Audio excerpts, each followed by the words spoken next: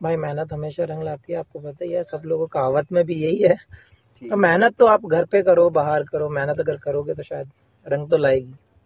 ठीक है। मैं एक ही मैसेज दूंगा कि जो जो आपके अंदर टैलेंट है आप उसको पहचानें, मेहनत करें।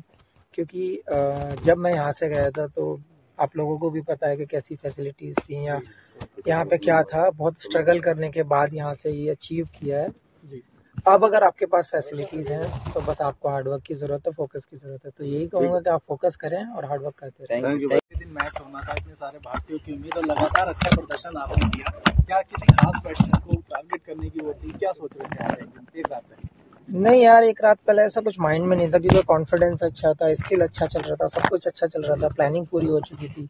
हाँ, जब बड़ा मैच होता है तो हमेशा कहीं ना कहीं हम सोचे नहीं, लेकिन प्रेशर रहता है हमेशा, कहीं ना कहीं माइंड वहाँ पे वर्क करता रहता है। आप चाहें कि हम चिल हो जाएं तो वो होता नहीं है, क्योंकि जब तक ख़त्म ना हो जाए टूर्नामेंट, जब तक हम शांत बैठते नहीं है। तो ज़रूर थोड़ा तो कहीं ना कहीं रहता है, मानते नहीं प्रेशर, वो बात अलग है। एक मुद्दा बहुत उठाता है कि पाकिस्तानियों का कहना है कि इंडियन बॉलर्स को जो बॉल अजीब नई तरीके दी जा रही है, तो उनकी मानसिक स्थिति के बारे में क्या कहना पाकिस्तानी? ओ भाई, ये नहीं बोल सकते, क्या ही बोले इस बारे में, क्योंकि आपको सबको पता है, हमें पता है।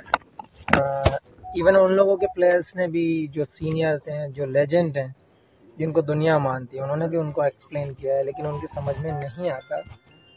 तो इसमें हम कुछ कमेंट्स नहीं कर सकते, क्योंकि वो सोच ही वैसी है। अच्छा भाई, एक सवाल और, क्या आपके हिसाब से क्या टर्निंग पॉइंट रहा मैच का? क्या रोहित शर्मा की वो कैच या विराट का वो आउट होना अचानक बैट से बॉल लग के, क्या टर्निंग पॉइंट रहा मैच का? या फिर जो एम्पायर्स कॉल एक हुआ था, ट्रेविस हेड और लाबुशानी की जोड़ी वहां टूट जाती है, एम्पायर्स कॉल होता है?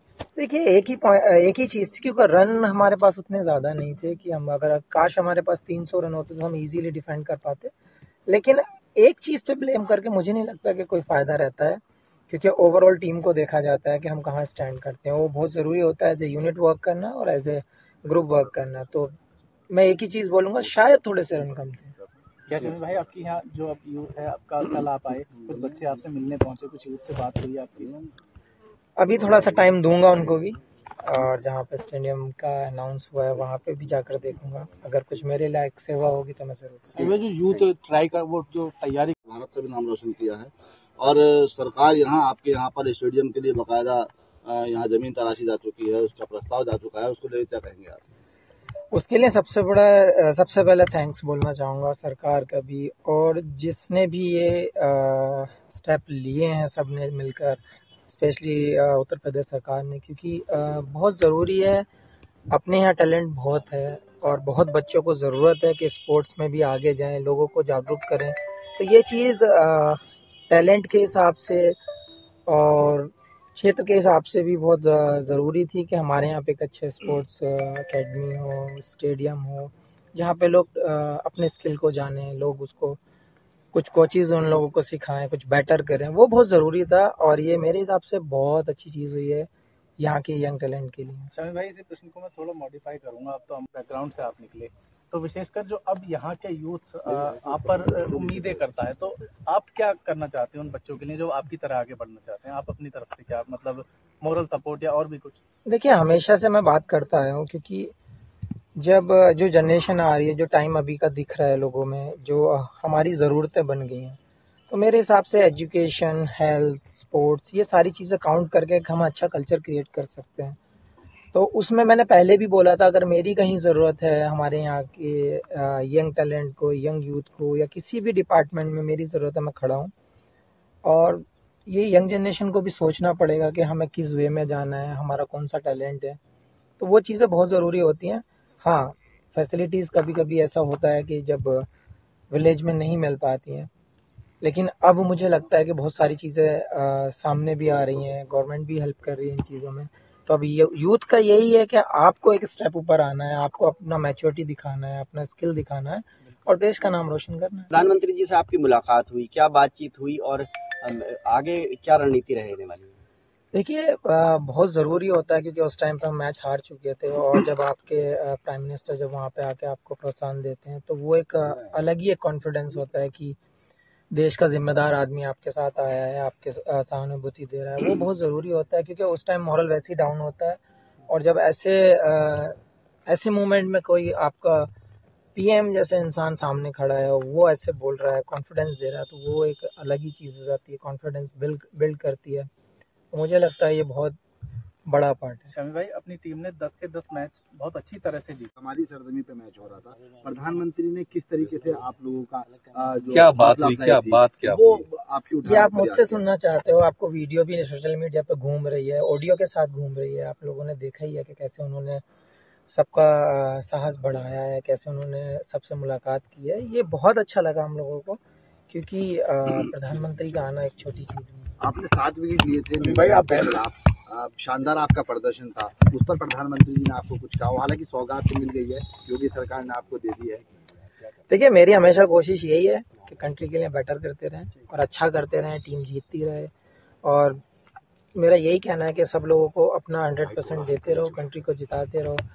सौगात की तो हम कभी नहीं सोचते हैं, सौगात ये दी है, ये हमारा सौभाग्य है कि हमारे डिस्ट्रिक्ट के लिए एक स्टेडियम मिला है, उसको अच्छे से यूटिलाइज किया जाए, उसमें से कोई ना कोई प्लेयर बाहर निकल कर आना चाहिए, उस चीज़ पे हमारा फोकस होना चाहिए। फाइनल मैच से पहले एक मिनट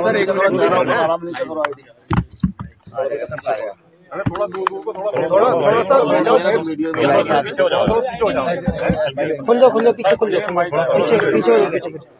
ठीक है शाहिद भाई, माजिद भाई, आसिफ भाई, आज यहाँ प्रेस कॉन्फ्रेंस है भाई, विपिन आगे हो जाओ, बताइए। पूछिए भाई, जो पूछना है पूछो। जो वर्ल्ड कप को लेकर के सबसे बड़ा सवाल तो यही है कि वर्ल्ड कप के बाद में पीएम मोदी खुद मिलने के लिए आए और पीएम मोदी ने जो है आप सभी लोगों को जो हौसला बनाया है, लेकिन राहुल गांधी ने जो है वर्ल्ड कप को लेकर के जो है एक छीटाकशी की है। उन्होंने कहा कि वहां पर एक पनौती थे जिसकी वजह से ये मैच आ रहा है, तो उस पर आप क्या कहेंगे? यार, ये कंट्रोवर्सी वाले सवाल हमारी समझ में तो आते नहीं, क्योंकि आप इस सवाल को कंट्रोवर्सी में ले जाते हो। बेसिक चीज़ों पे ध्यान दो, जिस चीज़ पे आपने पूरे 2 महीने से मेहनत की है उस चीज़ पे ध्यान दो। ये पॉलिटिकल एजेंडा, ये जो चीज़ें आप जो बीच में लाते हो, मुझे समझ नहीं आता ये सब चीज़। अच्छा, तो अब जो वर्ल्ड क्या रहा जो वर्ल्ड कप में क्या कमियां लगी हैं आपको कि कुछ और सुधार की जरूरत है? यार, ओवरऑल तो आपने देखा है कि बहुत अच्छा परफॉर्म रहा है सबका, क्योंकि 11 में से 10 मैच जीते हैं, 10 में से 10 जीते थे उस टाइम। सो कॉन्फिडेंस की कमी नहीं थी, स्किल की कमी नहीं थी। मुझे लगता है कि एक बैड डे हो सकता है, जो वो किसी भी टाइम हो सकता है। मेरे हिसाब से वो दिन हमारा नहीं था। मेरे हिसाब से कुछ एग्जीक्यूशन में थोड़ा सा, या फिर हम थोड़े रन कम रहे, वो सब चीज़ें आप काउंट कर सकते हैं। ऐसा कोई चीज़ नहीं थी जो हमें डाउन करे या मॉरल डाउन हो, कॉन्फिडेंस की कमी हो। शामी भाई, रन भी बहुत ज्यादा नहीं बन पाए और विकेट्स भी नहीं ली जा सकी, तो क्या शाम का वक्त हो गया था, पिच की कोई बात थी या ओस का कुछ इफेक्ट रहा बॉलिंग में? देखिए, हमेशा आप लोगों ने देखा ही है कि जब शाम को बैटिंग होती है, डे नाइट मैच में जब सेकेंड इनिंग आती है, तो बैटिंग के लिए और बेटर हो जाता है विकेट, तो वो एक फैक्टर हो जाता है और विकेट थोड़ी स्लो भी हो जाती है, फास्ट बॉलर्स को उतनी मदद नहीं मिलती, तो वो एक रीज़न रहा है। शामी भाई आपने जो है टीम का, लेकिन ऑस्ट्रेलिया के सामने फाइनल में हमारी टीम इंडिया कहीं दिखी नहीं। बैटिंग फील्डिंग में भी थोड़ी सी हमारे लूज पॉइंट्स रहे, तो क्या कारण था? क्या बड़े मैच का दबाव था या कुछ और बात रही? या वीआईपी का जो मोमेंट था, क्या वो भी एक प्रेशर था? नहीं यार, ऐसा कुछ नहीं था। हम कभी ये सोचते नहीं मोमेंट किसका है या फिर क्या होता है, और ज़्यादा ओवर थिंक हम करते नहीं है मैच को लेकर, क्योंकि जो प्रोसेस हम लोगों ने लास्ट 10 मैच में किया था, सेम प्रोसेस था, सेम एटीट्यूड था, सेम स्किल एग्जीक्यूट करने देख रहे थे, सेम प्लानिंग के साथ जा रहे थे। मैं फिर से वही कहूंगा कि एक बैड डे हो सकता है और वो शायद हमारा फाइनल। पहले 4 मैच में बाहर रहे आप टीम से, कब क्या दिमाग में चल रहा था, क्या सोच रहे? यार, मेरी अप्रोच एक ही थी, क्योंकि वर्ल्ड कप जैसी चीज़ है, क्योंकि आपके जो 15 हैं, मेरे साथ अश्विन भी बाहर थे, तो अगर 600-700 विकेट लेके बेंच पे बैठा तो टीम की क्या कैपेसिटी होगी आपको आइडिया लग जाता है। तो वहाँ पे कभी मैंने ये नहीं सोचा कि ये हमारा बंदा क्या करेगा, क्या नहीं कर रहा, ये खेल रहा है, मैं नहीं खेल रहा हूँ। कभी आज तक वैसे मन में आया नहीं है ये सवाल। मैं हमेशा यही चाहता हूँ, अगर मैं बैठा हूँ और कोई 11 प्लेयर खेल रहे हैं तो वो अच्छा ही करके आए, टीम के लिए बेटर करके आए, टीम को जिता कर लाएं, वो हमारा मेन गोल रहता है। क्या कारण रहा है कि जो रन 240 तक ही आ पाए?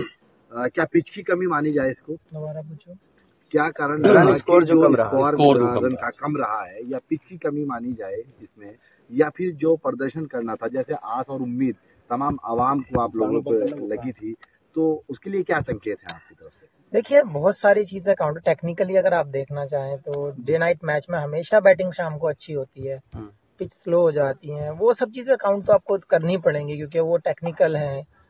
तो अगर सामने वाली टीम जीतती है टॉस और वो बैटिंग को हमें इनवाइट करती है तो हमें बैटिंग करनी ही होगी, तो वो एक हो सकता है कि हाँ, वो उन लोगों को एक बेनिफिट है। सेकंड की रन आपने देखा ही है कि 240 रन फाइनल में एक ऐसी टीम के अगेंस्ट, मेरे हिसाब से 30-40 रन और बनते तो मैच में और ज्यादा मजा आता, हो सकता है रिजल्ट हमारे फेवर में होता। तो क्या पहले खेलना जो है वो हार की बड़ी वजह है? यार वो हमारे हाथ में नहीं था क्योंकि हम टॉस जीते नहीं है, क्योंकि वो सामने वाला अगर बॉलिंग करना चाहता है तो वो टीम जो आप एक फोटो वायरल हो रहा है वो वर्ल्ड कप में पैर रखे हुए हैं।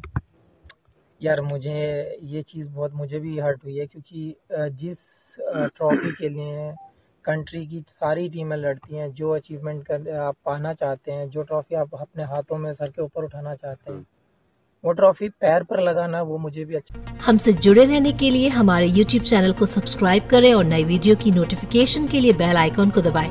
अगर आप ये वीडियो Facebook पर देख रहे हैं तो लाइक जरूर करें और ज्यादा से ज्यादा शेयर करें। धन्यवाद।